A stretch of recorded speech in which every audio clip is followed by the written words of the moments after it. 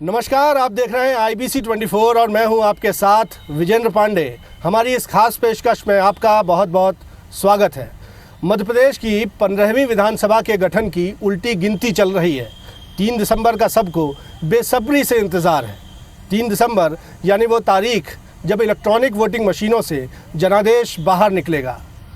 सूबे की सत्ता में कौन काबिज होगा इसका पता तो खैर मतगणना के बाद ही चलेगा, लेकिन अपनी पहली विधानसभा से लेकर अब बनने जा रही नई 15वीं विधानसभा तक मध्य प्रदेश की सियासत ने कई रोमांचकारी और रोचक दौर देखे हैं।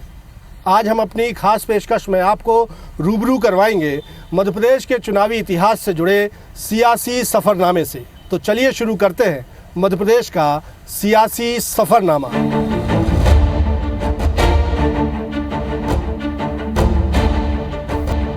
मध्य प्रदेश का राजनीतिक इतिहास काफी रोचक और रोमांचकारी है।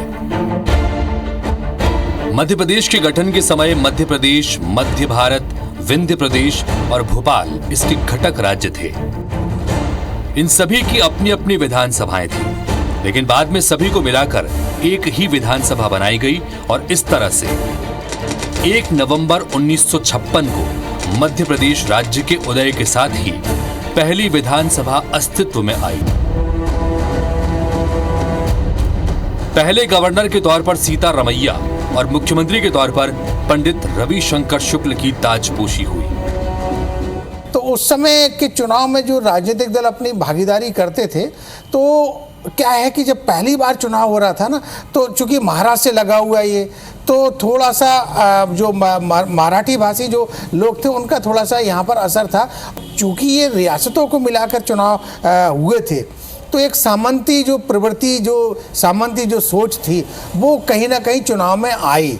लेकिन 56 के बाद से जो चुनाव हुए, उसके बाद से ऐसी परिस्थिति नहीं बनी। और देखिए 56 में जब चुनाव हुए तो पहली बार मध्य प्रदेश के मुख्यमंत्री पंडित रविशंकर शुक्ल बने।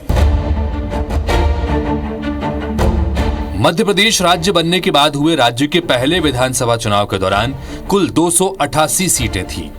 तब मतदाताओं की कुल संख्या 1,38,71,727 थी। इस चुनाव में कांग्रेस ने सभी 288 सीटों पर उम्मीदवार खड़े किए और 232 सीटों पर जीत हासिल की। जनसंघ ने 124 उम्मीदवार खड़े किए थे, जिनमें से 10 ही विजयी रहे। पंडित रविशंकर शुक्ल सर्वसम्मति से मध्य प्रदेश के पहले मुख्यमंत्री बनाए गए।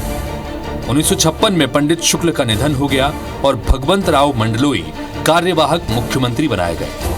रविशंकर शुक्ल के निधन के बाद कांग्रेस में मुख्यमंत्री पद के लिए कई दावेदार सामने आए, जिनमें भगवंत राव मंडलोई, तखतमल जैन, द्वारका प्रसाद मिश्र प्रमुख थे। लेकिन पंडित जवाहरलाल नेहरू ने अपने विश्वस्त कैलाश नाथ काटजू पर दांव खेला और दिल्ली से उन्हें मुख्यमंत्री बनाकर MP भेज दिया। 31 जनवरी 1957 को कैलाश नाथ काटजू ने मुख्यमंत्री पद की शपथ ली। कैलाश नाथ काटजू के मुख्यमंत्री बनने तक उन्हें कोई नहीं जानता था, लेकिन पंडित नेहरू के खास होने की वजह से सभी नेताओं ने उन्हें बतौर मुख्यमंत्री स्वीकार कर लिया और उन्होंने पूरे 5 साल अपनी सरकार चलाई। लेकिन इसके बाद सूबे की सियासत में एक ऐसे राजनेता की एंट्री होती है जो राजनीति के चाणक्य कहलाए। ये राजनेता और कोई नहीं बल्कि पंडित द्वारका प्रसाद मिश्र थे। तो कौन थे पंडित द्वारका प्रसाद मिश्र और क्यों कहलाए वो चाणक्य? आइए देखते हैं इसकी पूरी कहानी। मध्य प्रदेश निर्माण के बाद 1962 में दूसरे विधानसभा चुनाव हुए। इस चुनाव में कांग्रेस को 142, जनसंघ को 41 सीटें मिली। हालांकि खुद मुख्यमंत्री कैलाश नाथ काटजू जावरा सीट पर जनसंघ के लक्ष्मी नारायण पांडे से 1500 वोटों से चुनाव हार गए। लिहाजा 12 मार्च 1962 को भगवंत राव मंडलोई मुख्यमंत्री बनाए गए। मंडलोई 18 महीने के लिए यानी सितंबर 1963 तक इस पद पर रहे। लेकिन इसके बाद मध्य प्रदेश की सियासत में दिलचस्प मोड़ आता है और सितंबर 1963 में पंडित द्वारका प्रसाद मिश्र मुख्यमंत्री बना दिए जाते हैं। द्वारका प्रसाद मिश्र के मुख्यमंत्री बनने की कहानी भी दिलचस्प है कि मध्य प्रदेश के राजनीतिक इतिहास के DP मिश्र जो है ना, एक बहुत ही प्रभावी, बहुत ही मजबूत नेता मध्य प्रदेश में हुए हैं।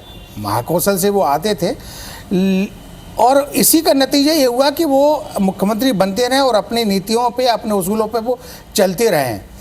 लेकिन उनके साथ में जब ऐसी परिस्थिति जैसे कि मैंने 67 का आपको उल्लेख किया था, और वो कहीं ना कहीं जो है ना वो अपने उसूलों से समझौता नहीं करते थे, तो वो कभी कभी वो बैकफुट पर भी आ जाते थे। लेकिन ये बात बिल्कुल सही है कि वो मध्य प्रदेश की राजनीति को, मध्य प्रदेश के राजनीतिक परिदृश्य के वो एक चाणक्य कहे जाते रहे। द्वारका प्रसाद मिश्र के सीएम बनने के पहले पार्टी के भीतर मुख्यमंत्री के लिए चुनाव हुए।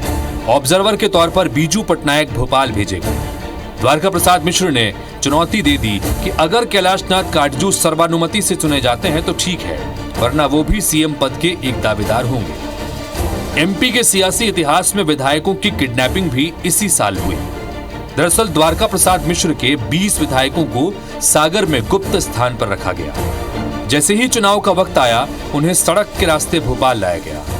द्वारका प्रसाद मिश्र जब सीएम बने तो कांग्रेस के पास सिर्फ 142 सीटें थी। 4 साल बाद 1967 में जब द्वारका प्रसाद मिश्र के नेतृत्व में चुनाव हुए, तब कांग्रेस को लगभग 170 सीटें मिली। मध्य प्रदेश की सियासत में दल बदल के खेल की भी शुरुआत हुई। मिश्र के सीएम रहते प्रजा सोशलिस्ट पार्टी के 24 विधायक दल बदल कर कांग्रेस में आ गए थे।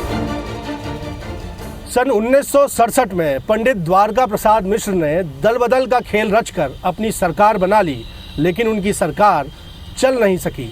खास बात यह रही कि दल बदल के जिस खेल में पंडित द्वारका प्रसाद मिश्र माहिर माने जाते थे, उन्हें मात भी उसी खेल में मिली, और ये मात दी राजमाता विजया राजे सिंधिया ने। ये वो दौर था जब मध्य प्रदेश की सियासत ने पहली दफ़ा तख्ता पलट देखा, जिसे अंजाम दिया राजमाता ने। तो आइए देखते हैं तख्ता पलट की ये पूरी कहानी। भाजपा की संस्थापक सदस्य राजमाता विजया राजे सिंधिया साल 1967 से पहले तक कांग्रेस में थी। पंडित जवाहरलाल नेहरू के आग्रह पर उन्होंने 1957 और 1962 में कांग्रेस की टिकट पर गुना और ग्वालियर से 2 बार लोकसभा का चुनाव भी जीता। लेकिन इसके बाद उनका कांग्रेस से मोहभंग होने लगा और 1967 के आम चुनाव के दौरान कांग्रेस का दामन उन्होंने छोड़ दिया और जनसंघ की टिकट से विधानसभा चुनाव जीतकर विधानसभा में पहुंची। विधानसभा में विजया राजे सिंधिया के प्रवेश करते ही कांग्रेस को पहली बार बड़ी बगावत का सामना करना पड़ा। गोविंद नारायण सिंह की अगुवाई में कांग्रेस के 36 विधायकों ने पाला बदल लिया, जिससे द्वारका प्रसाद मिश्र की सरकार अल्पमत में आ गई और उन्हें इस्तीफा देना पड़ा। कांग्रेस की इस बगावत के पीछे राजमाता का ही दिमाग माना गया। जब 67 के दौरान एक ऐसा दल बदल हुआ मध्य प्रदेश में, उस समय डीपी मिश्र मध्य प्रदेश के मुख्यमंत्री थे और विजय राजे सिंधिया ने अपने बहुत सारे विधायकों के साथ दल बदल कर लिया। और मध्य प्रदेश का ये इतिहास और रिकॉर्ड बताता है कि सदन की नेता विजय राजे सिंधिया थी और मुख्यमंत्री गोविंद नारायण सिंह थे। तो जो 30 अप्रैल 1967 में जब ये सरकार गिरी, उसके बाद से जो उनका भी कार्यकाल, हालांकि गोविंद नारायण सिंह जी का बहुत लंबा नहीं चला, लेकिन वो एक ऐसे नेता थे जो उस की सरकार गिरा दी गई डीपी मिश्र की। और जब डीपी मिश्र की सरकार गिराने का उनके पास संदेश गया, तो जो मेरी जानकारी है कि उस समय वो ताश खेल रहे थे। लेकिन इसके बाद भी उन्होंने सरकार के जाने में बहुत ज़्यादा ऐसा नहीं सोचा कि मैं उसको बचाने की कोशिश करूं।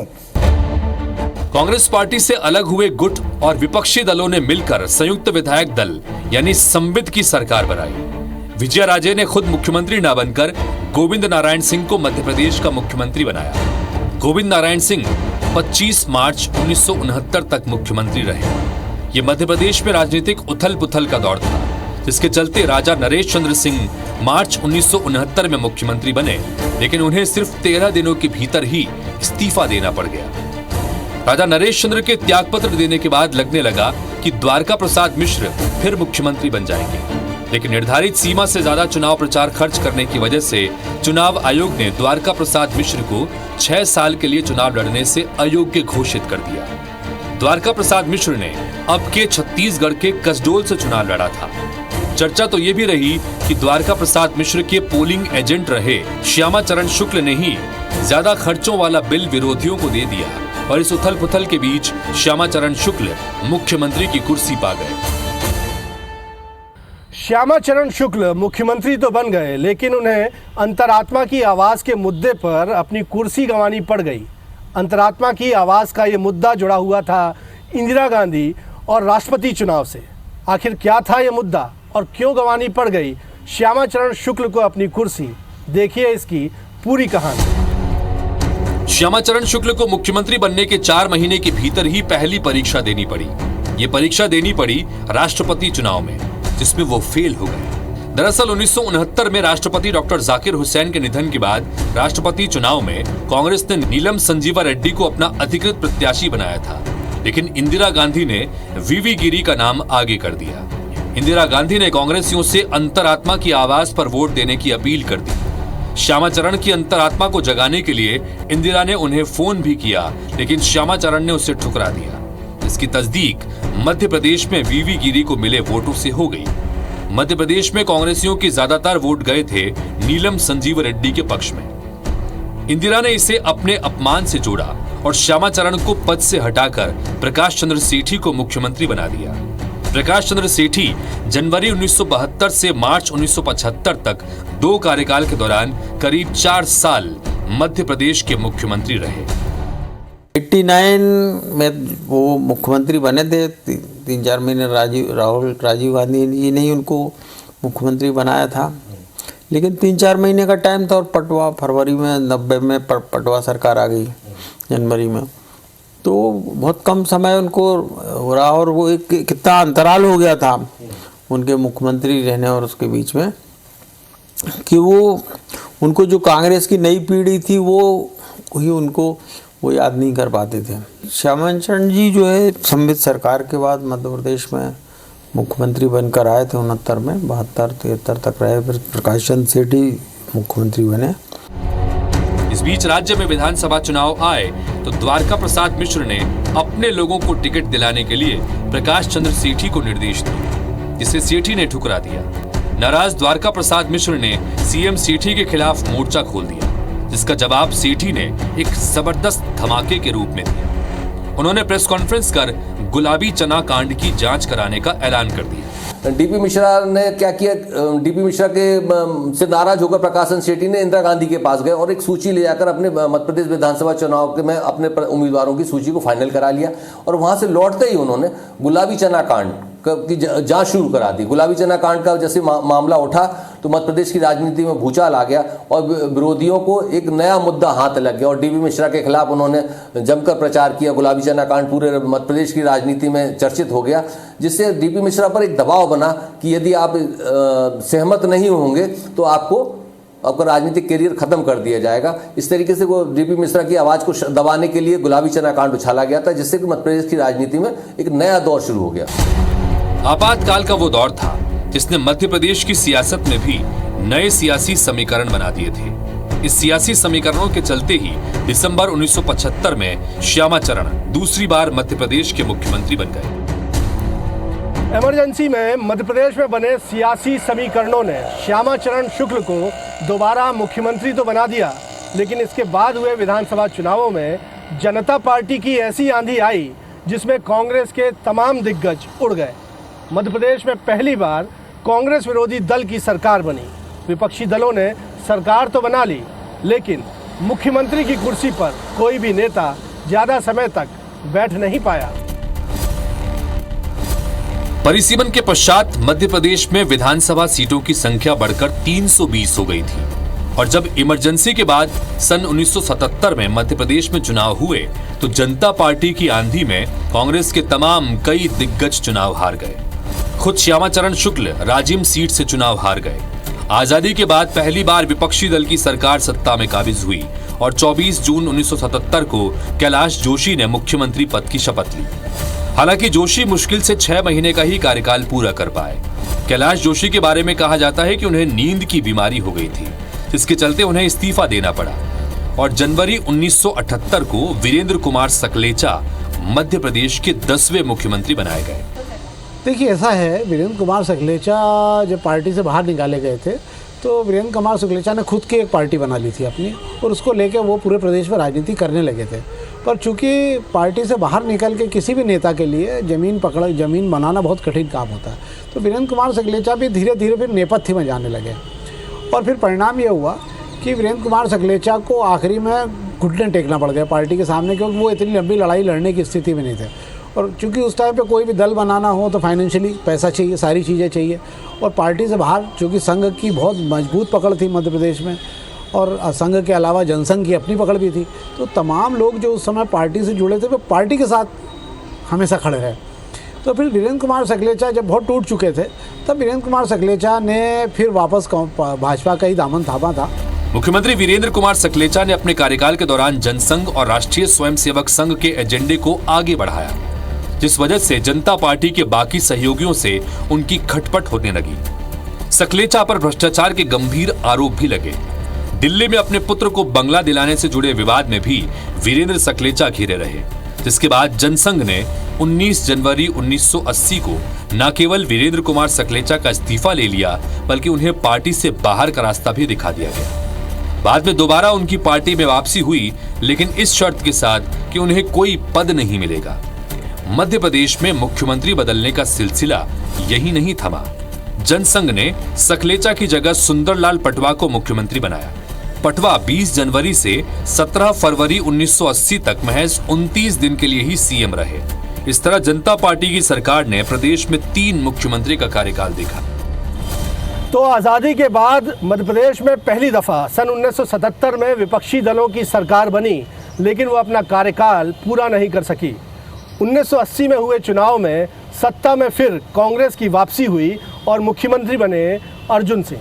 अगले 10 सालों तक मध्य प्रदेश में कांग्रेस की सरकार रही, लेकिन इस दौरान सियासत कई रोचक मोड़ों से गुजरी। इस दौर की सियासत कांग्रेस की अंदरूनी कलह, उठापटक और कुर्सी की दौड़ की साक्षी बनी। मध्य प्रदेश में 1980 के चुनाव में कांग्रेस ने 246 सीटें जीतकर सत्ता में वापसी की। 6 अप्रैल 1980 को अस्तित्व में आने वाली नई नवेली भारतीय जनता पार्टी को 60 सीटों पर विजय मिली। चुरहट से चुनाव जीतने वाले अर्जुन सिंह 8 जून 1980 को मध्य प्रदेश के मुख्यमंत्री बने। अर्जुन सिंह की विंध्य से ही आने वाले दिग्गज कांग्रेस नेता श्रीनिवास तिवारी के साथ अदावत के चर्चे आज भी मशहूर है। मध्य प्रदेश के 17वें मुख्यमंत्री के रूप में अर्जुन सिंह की सरकार ने सफलतापूर्वक अपना कार्यकाल पूरा किया। प्रदेश के मुख्यमंत्री अर्जुन सिंह का कार्यकाल जैसे ही 4 साल के आसपास हुआ, तभी उनके खिलाफ गंभीर आरोप लगने लगे थे और केरवा कोठी कांड, असावानी कांड, पुस्तक खरीदी घोटाला और ड्राइवर की संदिग्ध मौत के घोटाले जैसे संदिग्ध मौत का मामले में विपक्ष ने उन्हें घेरना शुरू किया और उसके कटघरे में खड़े होते चले गए। कई गंभीर आरोप लगने के बाद भी जब चुनाव हुआ तो अगले चुनाव में जरूर कांग्रेस को सफलता मिली, लेकिन उनके कुछ दिनों बाद ही उनको पंजाब का राज्यपाल, दूसरे कार्यकाल का मुख्यमंत्री चुनते ही उन्हें पंजाब का राज्यपाल बनाकर भेज दिया गया। लेकिन अर्जुन सिंह का जो राजनीतिक कैरियर उस समय मध्य प्रदेश में एक तरह से उभार पर था। हालांकि अर्जुन सिंह बाद में राष्ट्रीय नेता बने, क्योंकि यहाँ से जब मुख्यमंत्री पद से हटाए गए तो फिर उनको पंजाब भेजा गया और पंजाब उस समय आतंकवाद से एकदम ग्रसित क्षेत्र था। और अर्जुन सिंह की सूझबूझ और राजनीतिक परिपक्वता का परिणाम ये निकला कि वो गवर्नर रहते हुए उन्होंने वहाँ राजीव लोंगोवाल समझौता कराया और पंजाब को एक बार फिर भारत की मुख्य धारा में जोड़कर शांति की पथ पर लाए। 1985 के विधानसभा चुनाव में भी राज्य की जनता ने एक बार फिर कांग्रेस को जनादेश दिया। प्रधानमंत्री इंदिरा गांधी की हत्या से उपजी सहानुभूति के चलते कांग्रेस ने जबरदस्त बहुमत के साथ वापसी की। 320 विधानसभा सीटों के लिए हुए चुनाव में कांग्रेस ने 250 सीटें जीती। भाजपा को महज 58 सीटें मिली। अर्जुन सिंह दोबारा मुख्यमंत्री बने, लेकिन उन्हें दूसरे ही दिन यानी 12 मार्च 85 को इस्तीफा देना पड़ा। उन्हें आतंकवाद के शिकार राज्य पंजाब का राज्यपाल बनाकर भेज दिया गया। 13 मार्च 85 को मोतीलाल वोरा ने प्रदेश के मुख्यमंत्री पद की शपथ ली। मोतीलाल वोरा पहले कार्यकाल में 13 मार्च 1985 से फरवरी 1988 तक मुख्यमंत्री रहे। उसके बाद जो है अर्जुन सिंह को 88 में दोबारा मुख्यमंत्री बना के लाया गया और फिर खरसिया से वो उनका जो बिंद जो उनका मूल क्षेत्र है, कर्म क्षेत्र है, वहाँ से हट के छत्तीसगढ़ के रायगढ़ जिले के खरसिया विधानसभा क्षेत्र से उनको उपचुनाव लड़ाया गया 88 में। लेकिन उसके बाद फिर एक चुरहट लॉटरी कांड और एक आसोनी कांड को लेकर खासतौर से एक हाई कोर्ट का फैसला आया, उसके बाद उनको बदल दिया गया और वोरा जी फिर मुख्यमंत्री बन गए। उसके बाद में फिर श्यामा चरण जी मुख्यमंत्री बने। 3 साल बाद अर्जुन सिंह की मध्य प्रदेश में वापसी हो गई और वो फिर फरवरी 1988 से मुख्यमंत्री बने, लेकिन अर्जुन सिंह 1 साल भी पूरा न कर सके। इस बार उनकी कुर्सी जाने की वजह बना चुरहट लॉटरी कांड। अर्जुन सिंह के पद से हटने के बाद एक बार फिर मौका मिला मोतीलाल वोरा को। खैर, इससे पहले कि विधानसभा का कार्यकाल पूरा होता, पार्टी ने 10 दिसंबर 1990 को श्यामाचरण शुक्ल की मुख्यमंत्री पद पर ताजपोशी कर दी। मध्य प्रदेश में अब आता है 90 का दशक। ये वो दौर था जब मध्य प्रदेश की सियासत में राम मंदिर से उपजे हिंदुत्व का मुद्दा एक प्रभावकारी तत्व के तौर पर अपनी दमदार मौजूदगी दर्ज करवा रहा था। भारतीय जनता पार्टी हिंदुत्व के मुद्दे पर मध्य प्रदेश की सत्ता में काबिज होती है, लेकिन अयोध्या में विवादित ढांचा ढहाए जाने के बाद उसे बर्खास्तगी की सज़ा भी भोगनी पड़ती है। इसी दौर में सत्ता में कांग्रेस की वापसी होती है और इसी के साथ मध्य प्रदेश की सियासत में होती है दिग्विजय सिंह के रूप में एक नए क्षत्रप की एंट्री।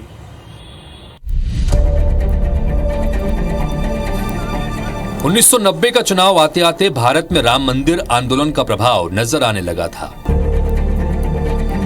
भाजपा को विधानसभा चुनाव में इसका फायदा भी मिला। पिछले चुनाव में 250 सीट जीतने वाली कांग्रेस मात्र 56 सीटों पर सिमट गई। भाजपा के हिस्से में 220 सीटें आई।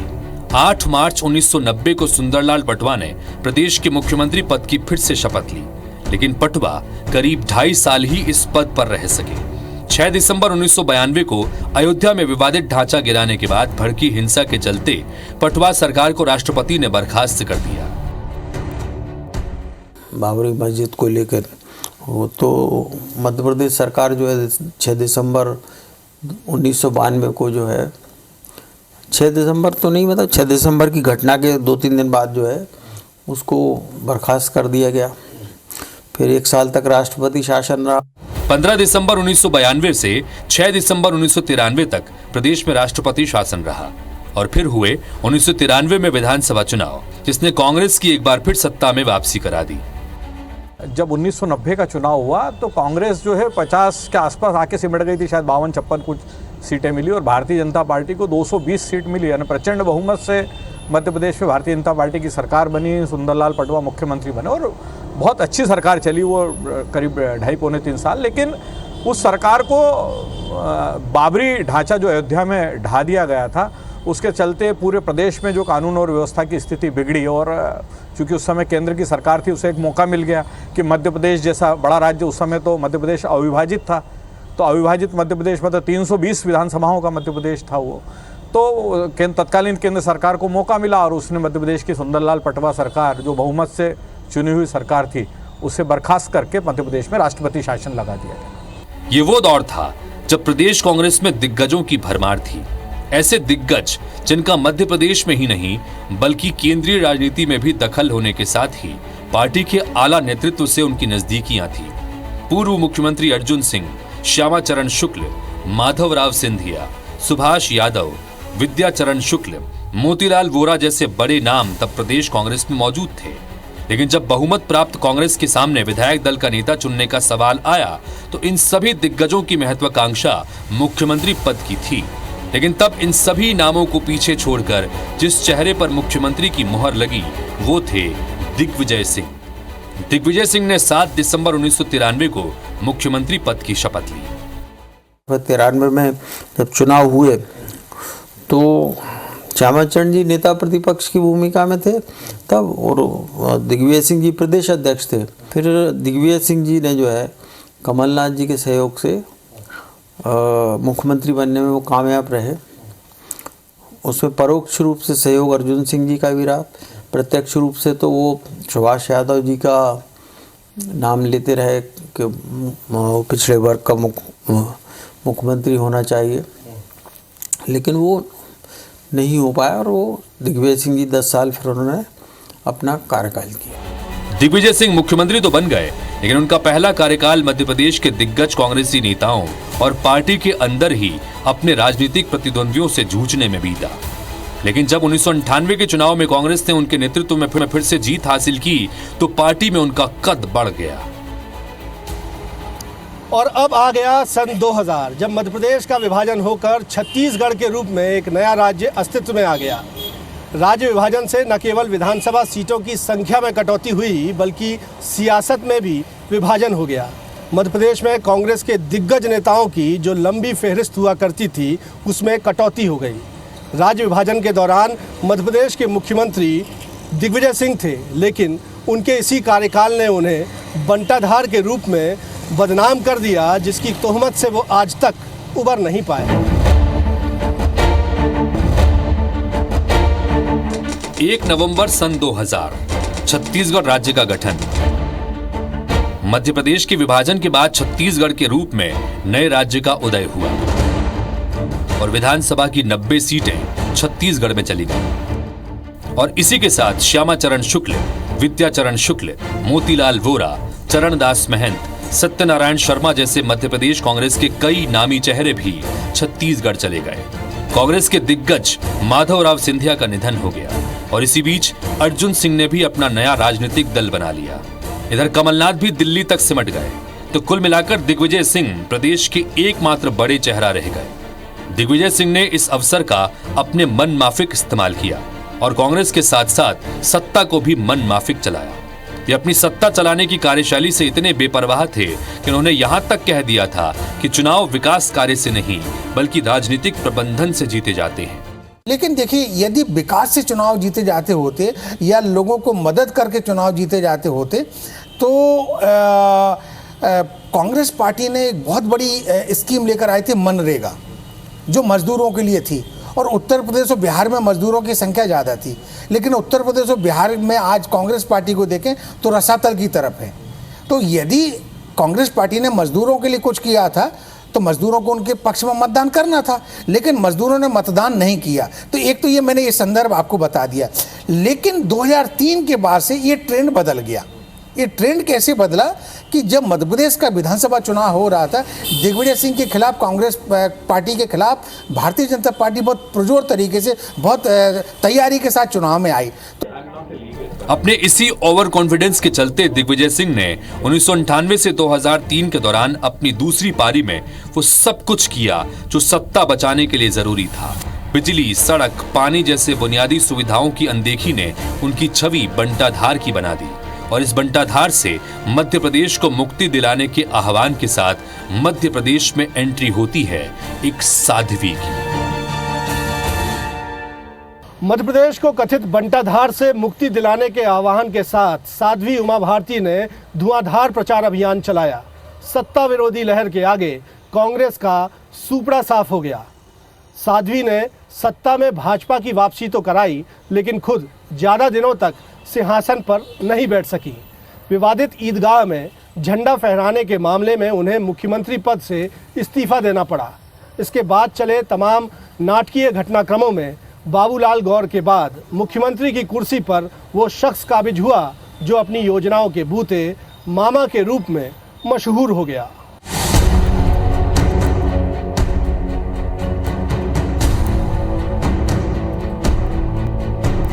दिग्विजय सिंह के शासनकाल के खिलाफ बने एंटी इनकम्बेंसी और उमा भारती के आक्रामक प्रचार के चलते भाजपा ने 173 सीटें जीतकर भारी बहुमत के साथ अपनी सरकार बनाई। 8 दिसंबर 2003 को उमा भारती ने मध्य प्रदेश की पहली महिला मुख्यमंत्री के तौर पर शपथ ली। लेकिन 1 साल भी पूरा नहीं हुआ था कि 21 अगस्त 2004 को उन्हें मुख्यमंत्री पद से इस्तीफा देना पड़ा। वजह बना कर्नाटक के हुबली के विवादित ईदगाह में जाकर जबरदस्ती तिरंगा झंडा फहराने से जुड़े एक गैर जमानती वारंट। उमा के साथ 24 मंत्रियों ने इस्तीफा दिया। उमा भारती ने अपने उत्तराधिकारी के रूप में 23 अगस्त 2004 को बाबूलाल गौर की ताजपोशी का रास्ता बनाया। लेकिन उमा भारती का यह फैसला ही उनकी जीवन की सियासी आत्महत्या साबित हुआ। शिवराज सिंह चौहान जो है, उनकी राजनीति का सफ़र विद्यार्थी परिषद से शुरू हुआ था, जो भारतीय जनता युवा मोर्चा के वो राष्ट्रीय अध्यक्ष तक पहुँचे। वहाँ पर 90 में भाजपा के विधायक बने। इसलिए उमा भारती के विकल्प के रूप में संघ और बीजेपी के जो आला नेता थे वो शिवराज सिंह चौहान को चाय देते थे। सीएम बनते ही शिवराज ने उमा भारती के प्रभाव वाले कारकों को निष्प्रभावी करना शुरू कर दिया। खुद को सियासी तौर पर मजबूत बनाने के लिए शिवराज ने उमा की चुनौती को कमजोर करने के साथ ही शासकीय योजनाओं के जरिए जनता में अपनी स्वीकार्यता बढ़ाने के लिए भी कई कदम उठाए। तो मुख्यमंत्री बनने के बाद उन्होंने तुरंत जो है मुख्यमंत्री कन्यादान योजना शुरू की। वो सरकारी संसाधन से उनको पैसा मिला। फिर उनको बच्चियों को लेकर काफ़ी उनके अंदर वो था, तो लाडली लक्ष्मी योजना को लाई कि जब वो 18 साल की हो तो अपने पैरों पे खड़ी हो सके। अपनी इस लोक लुभावन छवि के चलते 2008 में भी भाजपा अपनी सरकार बनाने में सफल तो रही, लेकिन उसे 30 सीटों का नुकसान हुआ। 2003 की 173 के मुकाबले उसे 143 सीटें हासिल हुई। कांग्रेस को 71 सीटें मिली। इस चुनाव में भाजपा को उमा भारती की बगावत के चलते नुकसान उठाना पड़ा था। उमा ने इस चुनाव में भारतीय जनशक्ति पार्टी के बैनर तले अपने उम्मीदवार उतारे थे। हालांकि उमा की पार्टी महज 5 सीटें ही जीतने में कामयाब हो पाई। 12 दिसंबर 2008 को शिवराज सिंह चौहान ने दूसरी बार मध्य प्रदेश के मुख्यमंत्री पद की शपथ ली। शिवराज सिंह का दूसरा कार्यकाल आरोपों से घिरा रहा। उन पर डंपर खरीद घोटाला, व्यापम घोटाला, खनिज माफिया को संरक्षण देने का आरोप लगा। जो कमलनाथ जी या जो कांग्रेस की रणनीति थी वो ये थी कि हम घोटाले, भ्रष्टाचार, अपराध और मध्य प्रदेश में जो कर्ज बढ़ रहा है, या मध्य प्रदेश में जो बालिकाओं के साथ में जो स्थिति हो रही है, या मध्य प्रदेश के जो बेरोजगारों को जो नौकरी नहीं मिली है, या मध्य प्रदेश में जो बाकी जो वर्ग नाराज है, या जो बाकी चीज़ें भी निकल कर समय समय पर आई हैं, जैसे कि पटवारी घोटाला, परीक्षा का, अब हुआ या नहीं हुआ ये नहीं कह सकते, लेकिन उन्होंने इसको मुद्दा बनाया।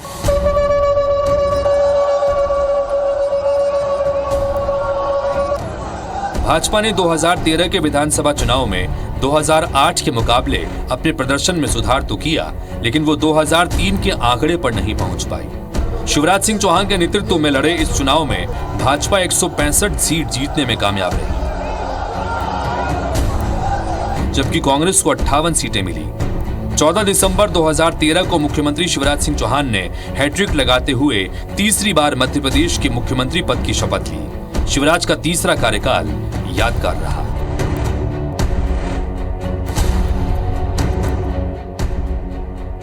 लेकिन इस सब के बावजूद एक दूसरा पहलू यह भी रहा कि लगातार 3 कार्यकाल के बाद एंटी इनकम्बेंसी फैक्टर भी नजर आने लगा। 2018 के चुनाव नजदीक आने के साथ ही सत्ता विरोधी लहर भी तेज हो रही थी।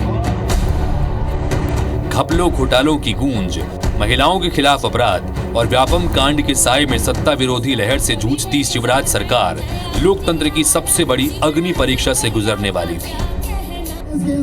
अब बारी थी 2018 के चुनावों की। और अब 2018 के चुनाव की वो घड़ी भी आ गई जब भाजपा एक बार फिर शिवराज सिंह चौहान के चेहरे के साथ चुनाव मैदान में थी। हालांकि चुनौती आसान नहीं थी। शिवराज सिंह के सामने अपने 3 कार्यकालों की उपलब्धियां गिनाकर जनता का विश्वास जीतने की चुनौती थी, तो कांग्रेस के पास 15 सालों की एंटी इनकम्बेंसी को भुनाने का मौका था। इस मुकाबले में कांग्रेस कामयाब रही। प्रदेश कांग्रेस कमेटी के अध्यक्ष कमलनाथ मध्य प्रदेश के मुख्यमंत्री चुने गए। हालांकि उनका मुख्यमंत्री बनना ही सत्ता से उनकी विदाई की वजह बन गया। भाजपा ने ज्योतिरादित्य सिंधिया की नाराजगी को भुनाया और कांग्रेस से 15 साल बाद मिली सत्ता 15 माह में ही छीन ली।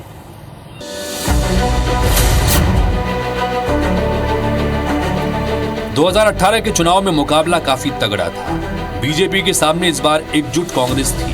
ज्योतिरादित्य सिंधिया, कमलनाथ और दिग्विजय सिंह एक साथ आए।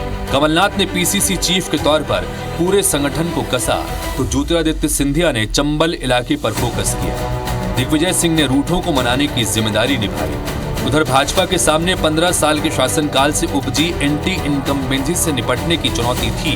कांग्रेस ने किसानों का कर्ज माफ और बिजली बिल हाफ जैसे लोक लुभावन वादों के अलावा भाजपा शासनकाल में आदिवासियों पर जुल्म, महिलाओं के खिलाफ हिंसा, बेरोजगारी और महंगाई को बड़ा मुद्दा बनाया। कांग्रेस का फॉर्मूला काम कर गया और उसने भाजपा से ज्यादा सीटें हासिल की, लेकिन वो बहुमत से कुछ सीट दूर रह गई। कांग्रेस को सिर्फ 114 सीटें मिली, लेकिन उसने 7 निर्दलियों की मदद से सत्ता में वापसी की। कांग्रेस ने बहुमत तो जुगाड़ दिया, लेकिन उसके सामने असली चुनौती मुख्यमंत्री के चयन की थी। सिंधिया समर्थक ज्योतिरादित्य सिंधिया को सीएम बनाने के लिए अड़ गए, लेकिन आलाकमान ने कमलनाथ को सीएम बना दिया। सिंधिया को ये बात खटकती रही और यही कांग्रेस की सत्ता से बेदखली की वजह बन गई। मार्च 2020 में सिंधिया ने अपने 22 समर्थक विधायकों के साथ बगावत कर दी और होली के ठीक एक दिन पहले बीजेपी ने कांग्रेस की सरकार गिरा दी। 18 के चुनाव में कांग्रेस में एक परिवर्तन हुआ कि जो सीनियर मोस्ट लीडर थे कमलनाथ, जो मध्य प्रदेश की राजनीति में बहुत इच्छुक नहीं थे, उनको यहां भेजा गया अध्यक्ष बनाकर और उनकी अगुवाई में बीजेपी से लगभग 7 सीटें ज्यादा कांग्रेस को मिली और 1918 के चुनाव के बाद कांग्रेस की सरकार में वापसी होती है। कमलनाथ मुख्यमंत्री बनते हैं। लगभग साल सवा साल उनकी सरकार चलती है और फिर एक बार 1968 की तरह कांग्रेस में दलबदल होता है और बड़ी संख्या में विधायक ज्योतिरादित्य सिंधिया के अगुवाई में कांग्रेस छोड़कर बीजेपी में शामिल हो जाते हैं। कांग्रेस की सरकार गिर जाती है और 2020 में एक बार फिर बीजेपी की सरकार बनती है। भाजपा ने एक बार फिर शिवराज सिंह चौहान को मुख्यमंत्री बना दिया। 3 और मंत्री कमल पटेल, तुलसी सिलावट और नरोत्तम मिश्र ने भी शपथ ली। कांग्रेस अभी बड़े झटके से उबरी भी नहीं थी कि बाद में एक एक करके कांग्रेस के 6 और विधायक टूट गए। इस बीच उपचुनाव हुए जिसमें कांग्रेस की हार हुई। बहरहाल शिवराज सिंह चौहान ने अपना चौथा कार्यकाल सिंधिया की बगावत के बलबूते बिना किसी दिक्कत के पूरा कर लिया है। भाजपा एक बार फिर चुनाव मैदान में है, लेकिन खास बात यह है कि वो इस बार शिवराज सिंह चौहान की बजाय प्रधानमंत्री नरेंद्र मोदी के चेहरे के साथ चुनाव मैदान में उतरी है। दोनों ही दलों की ओर से अपने अपने घोषणा पत्र में लोक लुभावन वादे किए गए हैं। जनता ने किसके वादों पर एतबार किया है, इसका इरादा उन्होंने अपने वोट के जरिए वोटिंग मशीनों में कैद कर दिया है। अब ये 3 दिसंबर को ही पता चलेगा कि कौन सत्ता सुख भोगेगा और कौन विपक्ष की जिम्मेदारी निभाएगा। तब तक हमें दीजिए इजाजत। देखते रहिए IBC 24। तो ये था मध्य प्रदेश का अब तक का सियासी सफरनामा। फिलहाल आपको और हमको इंतजार करना होगा 3 दिसंबर का। तब तक हमें दीजिए इजाजत। आप देखते रहिए IBC 24।